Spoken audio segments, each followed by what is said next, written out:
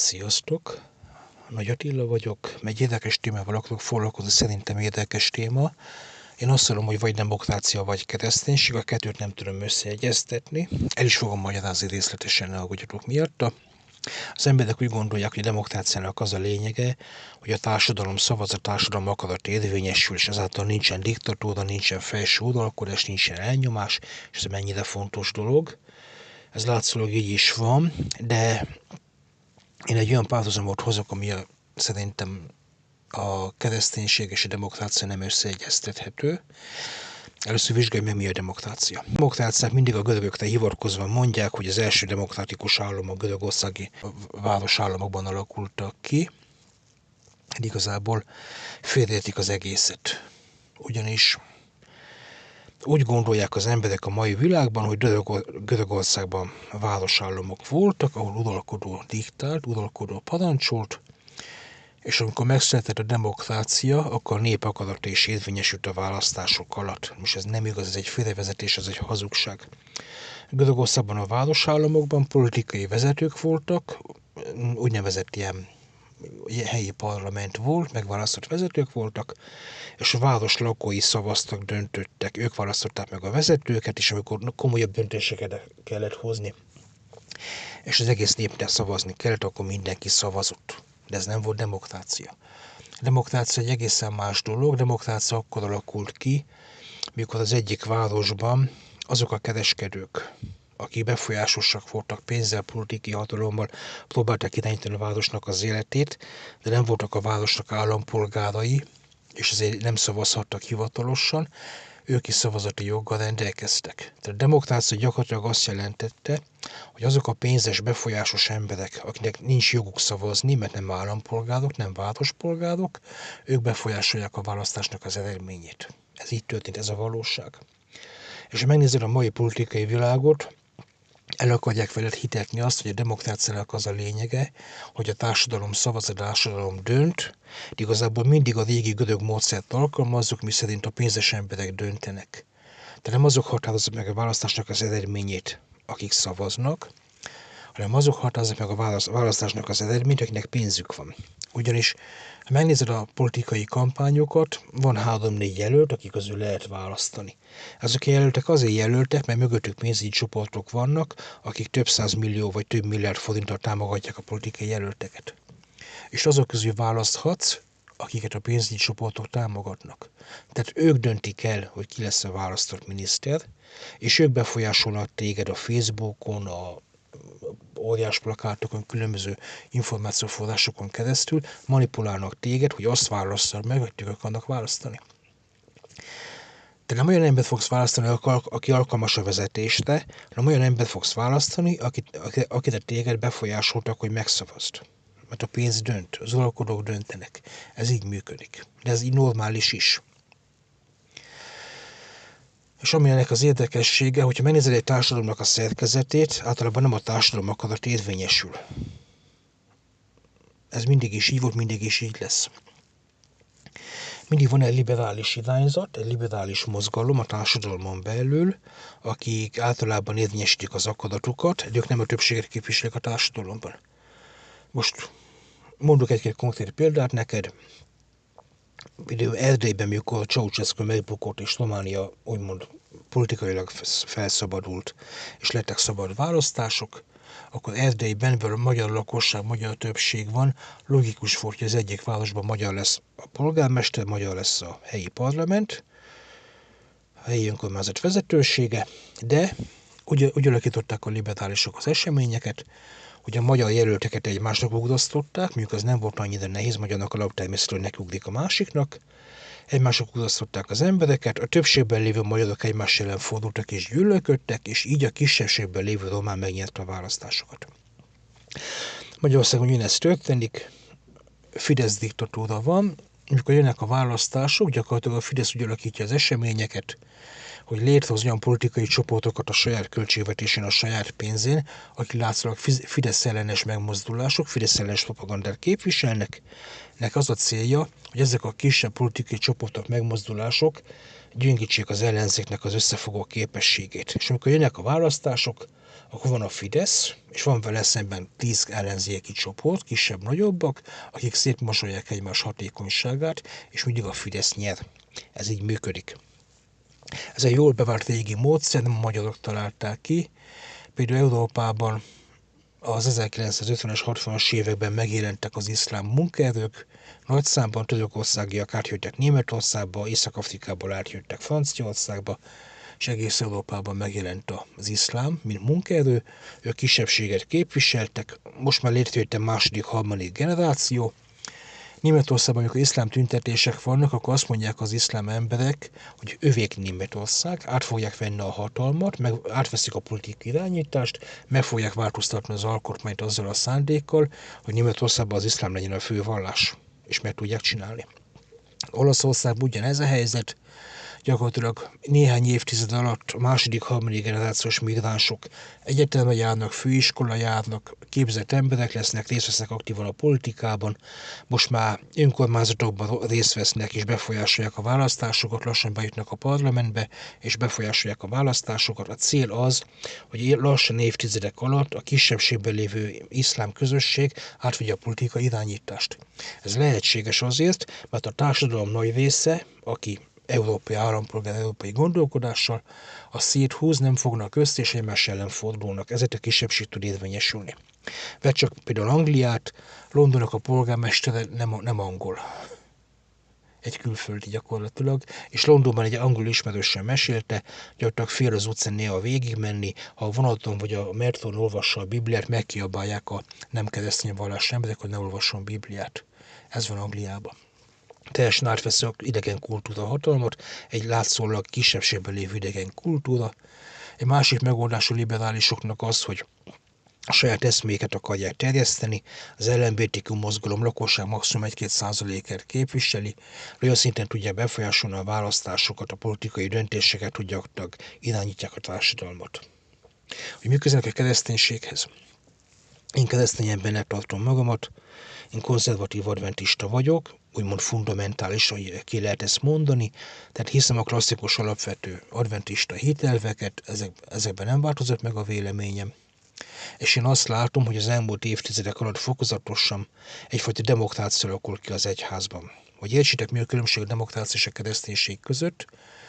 Tehát vannak a választások alatt úgymond a többség akarat érvényesül, de igazából a többség akarat úgy érvényesül a választások alatt, hogy a befolyásos emberek irányítják a gondolatainkat, manipulálnak minket, és igazából az akarat érvényesül, amit a pénzes emberek akarnak a gyülekezetben. Ezt többször megtapasztaltam. A liberálisok nem csak a politikai életben vannak jelen, az egyházi életben is, tehát a kereszténységet három oldalról támadják a liberálisok, a választásokon keresztül. Egyszer van egy nagyon erős, Európában egy nagyon erős LMBTQ mozgalom, a keresztény erkölcsök szétrombolása, család szétrombolása érdekében, gyakorlatilag befolyásolják az oktatást, befolyásolják az iskolák működését, befolyásolják az egyház működését. Azok a intézmények, oktatási intézmények, egyházi intézmények, akik szembeszállnak az LMBTQ mozgalommal, megtagadják a forrásokat tőlük, megtagadják az állami támogatást, megtagadják a működési lehetőséget. Másik támadás a kereszténysége ellen szintén ilyen választásokon keresztül működik, hogy az iszlám átveszi a hatalmat Európába, fokozatosan. Most már probléma a gyülekezetnek a megnyilvánulása az iskolában, most már probléma hogy a hitoktatás az iskolában, mert zavarja az iszlámnak az értékrendjét, pedig elvileg ő van kisebbségben, és hozzá kell mégis alkalmazkodni. A harmadik támadás az egyházon belül történik, van egy liberális mozgalom a kereszténységben, nem csak az adventista egyházban, hanem a reformátusoknál más egyházában is beszélgettem tagokkal, ugyanezt tapasztalják meg ők is.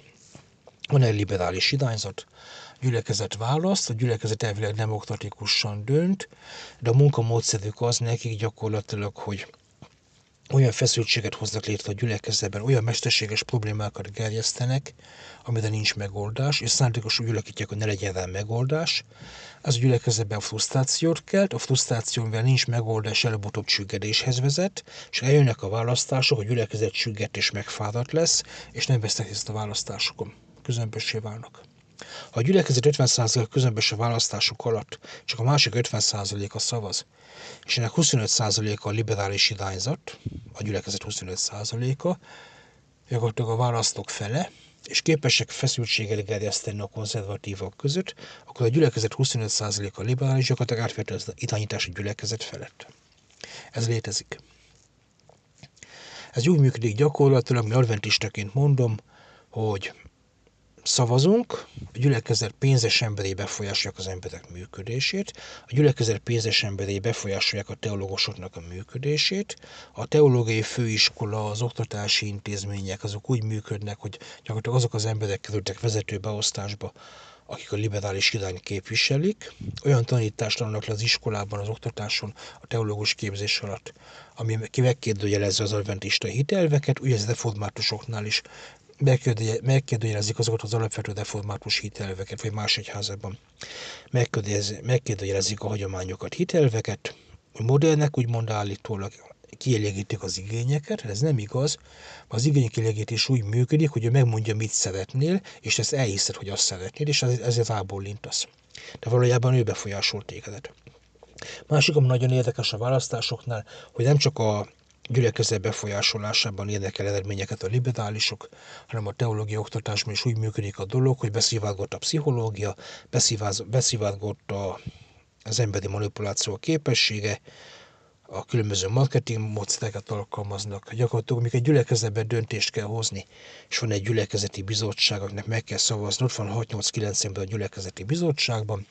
A gyülekezet lelkésze, aki képzett pszichológus és képzett manipulálható ember, tehát ő megtanult azokat a sátáni módszereket gyakorlatilag, hogy lehet befolyásolni, manipulálni az emberek gondolkodását.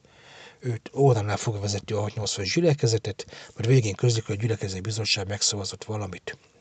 Nem igaz, lelkész a sátán befolyásolásával, sejtő módszerével befolyásolta a bizottság döntését. Nekem meséltek ilyen konkrét eseteket, mikor a 8 fős bizottságból egy ember harcolt a lelkésszel szemben, többiek birka módjára bólogattak, és mindent megszavaztak automatikusan. Lelkész meg gúnyosan mosolygott. Ez létezik, ez a dolog. Adventista oktatásban olyan pszichológiai módszereket alkalmaznak, mivel tudják befolyásolni a gyülekezetet, olyan prédikációs módszereket alkalmaznak, mivel tudják manipulálni a gyülekezetet. Ez már tananyag. A sátán munkamódszer tananyag lett a gyülekezetben. Itt tartunk sajnos. Másik érdekesség, hogy a demokráciát alapjában azért kérdőjelezem meg, mert a demokrácia elvileg a többség akarata, gyakorlatilag a pénzes emberek akarata. Pénzes emberek a liberálisokat támogatják anyagilag, az ő lehetőségeik mindig nyitottak, nekik minden ajtó kitárul, és mindent meg tudnak valósítani. Ha te konzervatív keresztény vagy, akkor pedig próbálnak keresztbe tenni neked. Az egyik probléma a demokráciával. Másik, hogyha ez nem is így lenne, a demokrácia a többség akarata. Csak az a baj ezzel, hogy a kereszténységben elvileg az Isten akarata érvényesül. Most gondolj bele, van egy Bibliád, egy szentírás, amit te hiszel. Elvileg a tanítás szerint a Bibliában minden benne van, az üdvösséghez szükséges. A gyülekezetnek az a feladata, hogy a Biblia tanítására koncentrálva megvalósítsa azokat a szükséges munkákat, amit az Isten kirendelt számára. Ez a gyülekezetnek a célja és feladata. Minden más dolog, ami nem ezzel kapcsolatos, nem a gyülekezet feladata. De van magánéleted, van pénzügyi problémád, mindenféle dolgod, valami magánügy, nem a gyülekezet dolga. A gyülekezet dolga a misszió, az evangélium, az Isten üzenetének a hirdetése. És abban a pillanatban, ha a gyülekezetnek döntést kell hozni, szavaznia kell valamilyen témában, és a gyülekezet többsége úgy dönt, hogy ő neki nem kényelmes, nem praktikus, nem szimpatikus, ami az Istennek az akarata, akkor a gyülekezet szavazásával megbénítjuk az Isten akaratát. Elvileg a Biblia tanítása szerint az Isten akaratának kell érvényesülni. Megnézzük, mit tanít a Biblia. Ha elfogadjuk azonnal, akkor jó, ha nem értjük meg azonnal, akkor le kell térdelni, imádkozni, gondolkozni, és keresni a megértés lehetőségét. Ha megérteted, mi az Istennek az akarata, akkor azt kell megvalósítani. Tehát ilyen szempontból a gyülekezetben diktatúrának kell lennie, de nem emberi diktatúrának, hanem isteni diktatúrának. A probléma azzal szokott lenni, nem tudjuk, mi az Istennek az akarata. Pontosabban tudjuk, mert le van írva a Bibliába, és nem akarjuk elfogadni. És a gyülekezet 50-60%-a kényelem szempontjából, praktikusság szempontjából, modernizálás szempontjából nem akarja elfogadni az Istennek az akaratát, akkor megszavazzák azt, ami nem egyezik a Biblia tanításával. Ez problémát jelent. Számomra ez problémát jelent. Természetesen most vegyük az adventista példákat, nagyon sok eset van, amikor vita lehetőségek vannak. Ellen White írta nagyon sokszor, még az 1800-as években, hogy felismerték a bibliai tanításokat, felismerték a szombat igazságát, felismerték a hármason nyúló üzenetet, felismerték az egészséges táplálkozás üzenetét, rengeteg vita volt. Nem találtak a megoldást. Kutattak a Bibliát, és nem találták. Hazamentek, imádkoztak, kérték az Istennek a bölcsességét. És amikor akár Ellen White-on keresztül látomásban, akár másokon keresztül megkapták a világosságot, akkor ők elfogadták. Akkor nem volt demokrácia, nem volt szavazó többségi akarattal, hanem megértették, mi az Istennek az üzenet, és elfogadták Istennek az üzenetét. Ezt kell megvalósítani egy gyülekezetben. A gond az, hogy a gyülekezet több generáción keresztül teljesen eltávolodott az adventista tanítástól, hogy a református más gyülekezetet veszek, akiket ismerek, ők is eltávolodtak az eredeti tanítástól. Tehát nem is tudják már a mai generációs keresztények, hogy igazából mit tanított az egyház. Most, ha vegyük az adventista alapokat, 1981-ig az adventista hitelvebben nem szerepelt a Szent Háromságtan. Most hittétel, kötelező. Teljesen megváltoznak a hitelvég. Akik 1800-as években voltak adventisták, el sem tudták képzelni a Szent Háromság kultusz, mint adventista gondolkodásmódot, idegen volt számukra. Ellen White tagadta a Szent Háromság kultuszt, nem fogadta el sohasem. Azt mondják az emberek, a mai teológusok, mai okosok, hogy Ellen White Jézus élete című könyv megírásakor fogadta a Szent Háromság kultuszt. Csak érdekes módon Ellen White 1914 vagy 15-ben, mikor meghalt, az utolsó éveiben is folyamatosan felügyelte a könyveinek a kiadását, és akkor szükséges voltak, a javításokat hajtott végre. Módosítottak szavakat, módosítottak fejezeteket, azért, hogy jobb legyen. És olyan témákban módosítottak, hogy a történelmi, politikai, történelmi témákban változtattak rajtuk. De érdekes módon 1902 vagy 3 környékén megjelent a Jézus élete, és az elkövetkező 10 évben Ellen White nem módosította a Jézus életét, az úgy jó volt számára. Általában abban szerepel a Szent Háromság kultusz, de a régebbi könyvét sem módosította a pártjegyek profétákat nagy küzdelmet, amik tagadják a Szent Háromság kultuszt. Miért nem módosított Ellen White életé végig azokat a könyveket, amik ő szerinte nem megfelelő tanítást képviselnek? És ez Ellen White halála után, az 1930-as évekig az adventista egyház tagadta a Szent Háromság kultuszt. Megváltak a liberálisok, még kihalnak azok a keresztények, akik ismerték az igazságot, és fokozatosan elkezdtek olyan könyveket megjelenteni, szándékosan módosítva kitűnő részleteket, hogy az emberekkel elhitessék, hogy létezik a Szent Háromság. Évek alatt, lassan 100 év alatt fölült egy olyan generáció, aki nem ismeri az adventista tanításnak a lényegére, eredeti hitelveket. És most valaki ragaszkodik az eredeti hitelvekhez, ki kell zárni a gyülekezetből. Itt van a gond. A generációk telnek el, mindegyes generációnak megváltozik a gondolkodásmódja, mindegyes alkalom, amikor döntéseket kell hozni, a kisebbség érvényesül, a liberális kisebbség érvényesül, hiszen ma is adventista egyház többsége konzervatív, mégis az egyházteológusok, a kisebbség vezetnek, irányítanak. Mikor gyülekezeti választások vannak, mindig a liberálisok érvényesülnek. Azért, mert ők a hangosak, ők a befolyásolóak. És olyan feszültséget hoznak létre a gyülekezetbe, hogy a konzervatív gyülekezet megfárad, elcsügged, és nem akar részt venni a vitában. Közömbössé válik. Ezt szándékosan csinálják. Én azért azt gondolom, azt ragaszkodom kimondani, hogy a demokrácia egy hazug dolog, hiszen megnézzük az eredeti demokráciát, az arról szólt, hogy a pénzes embereknek van beleszólása ott, ahol elvileg nem lenne beleszólásuk. Tehát az állampolgárok szavaznak, mindig is szavaztak, és a pénzes kereskedők befolyásolhatják a szavazatot úgy, hogy elvileg nem állampolgárok, nincs joguk szavazni. Ez érvényesül a mai politikai világban, érvényesül az egész világon, a pénz határozza meg a választásoknak a végeredményét, és érvényesül az egyházban. Gyakorlatilag a pénzes emberek befolyásolják az egyház működését, a finanszírozását az oktatásnak, azokat az embereket választják oktatónak, teológusnak, egyházvezetőnek, aki az ő érdekeiket képviseli, és nem az egyház érdekeit. Ez egy liberális mozgalom, egy liberális munkálkodás az egyházban, ez szándékosan pusztítja az egyházat.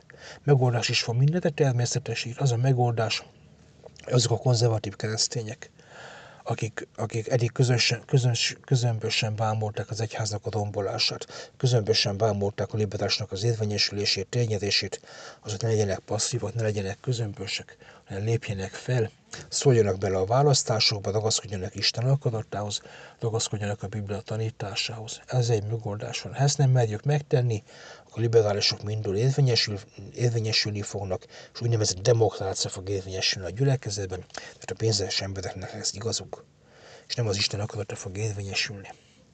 Ezért szétválasztom a választásokat és a kereszténységet. Ha keresztény akarsz lenni, nézd meg, mi az Isten akarata. Ha elfogadod, jó, ha ismered Isten akaratát, és nem akarod elfogadni, akkor imádkozz, hogy megértsed. Vagy légy őszinte, és mondd azt, hogy nem fogadom Isten akaratát, de légy őszinte, mert jogodban van dönteni, szabad akaratod van ilyen szempontból, vagy mondd azt, hogy nem értem, nem fogadom Isten akaratát, de meg szeretnék változni. És kérd az Isten szent lelkét arra, hogy megváltoztassa a gondolkodásodat.